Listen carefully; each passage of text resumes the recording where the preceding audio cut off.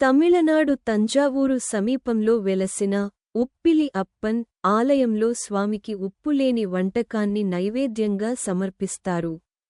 ఇలాంటి వింత ఆచారం ఈ ఆలయంలో ఏర్పడడానికి గల కారణాలేమిటి? ఈ ఆలయ విశేషాలను ఇప్పుడు తెలుసుకుందాం. ఆలయ స్థల పురాణం మహాశివ భక్తుడు మార్కండేయుడు లోక సంచారం చేస్తూ తమిళనాడులోని తంజావూరు సమీపంలోని తిరువిన్నగరం అనే ప్రాంతానికి చేరుకున్నాడు. ఆ ప్రాంతంలో ఏదో మహత్యం ఉందని గ్రహించిన మార్కండేయుడు తన తపస్సుకు అదే సరైన ప్రదేశంగా తలచి అక్కడ శ్రీ మహాలక్ష్మి కోసం కొన్ని వేల సంవత్సరాలు తపస్సు చేశాడు.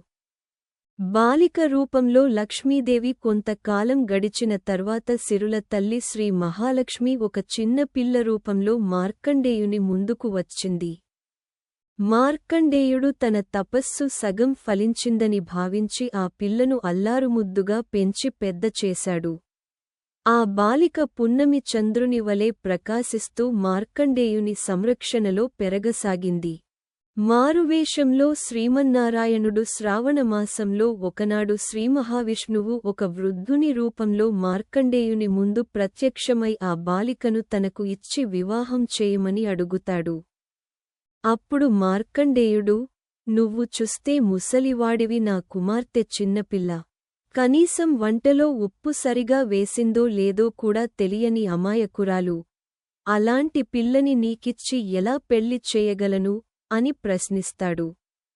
మార్కండేయుని మాటలకు విష్ణుమూర్తి ఆ బాలిక ఉప్పు లేకుండా వంట చేసినా తాను తింటానని, ఎలాగైనా సరే ఆ బాలికను పెళ్లి చేసుకోకుండా అక్కడనుంచి కదిలే ప్రసక్తే లేదని తేల్చి చెప్తాడు.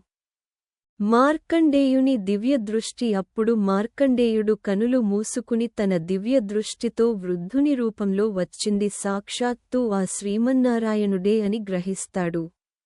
కనులు తెరిచి చూసేసరికి కళ్లముందు శంఖ, చక్ర, గదారూరుడైన విష్ణుమూర్తి దర్శనమిస్తాడు. అప్పుడు మార్కండేయుడు తన కూతురిని విష్ణువుకి ఇచ్చి పెళ్లి చేస్తాడు. మార్కండేయుని కోరిక మేరకు ఇక్కడ విష్ణుమూర్తి లక్ష్మీ సమేతంగా ఉప్పిలి అప్పన్ గా వెలిశాడు. ఈనాటికి స్వామికి ఉప్పులేని నైవేద్యమే.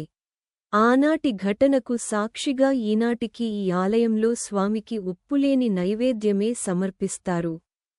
ఉత్సవాలు, వేడుకలు ఉప్పిలి అప్పన్ ఆలయంలో ప్రతి ఏటా ఫాల్గుణ మాసంలో రథోత్సవం కన్నుల పండువగా జరుగుతుంది.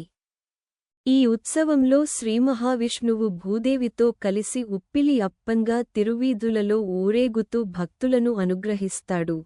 అంతేకాకుండా ఈ ఆలయంలో వసంతోత్సవాలు, కళ్యాణోత్సవాలు ఎంతో ఘనంగా జరుగుతాయి. శ్రీరామనవమి నుంచి 10 రోజుల పాటు ఘనంగా ఉత్సవాలు నిర్వహించి ఆఖరి రోజు కనకాభిషేకం, శ్రీరామ పట్టాభిషేకంతో ఉత్సవాలు ముగుస్తాయి. ఈ ఉత్సవాలు చూడడానికి తమిళనాడు నుంచే కాకుండా ఇతర రాష్ట్రాల నుంచి కూడా భక్తులు పెద్ద ఎత్తున తరలివస్తారు.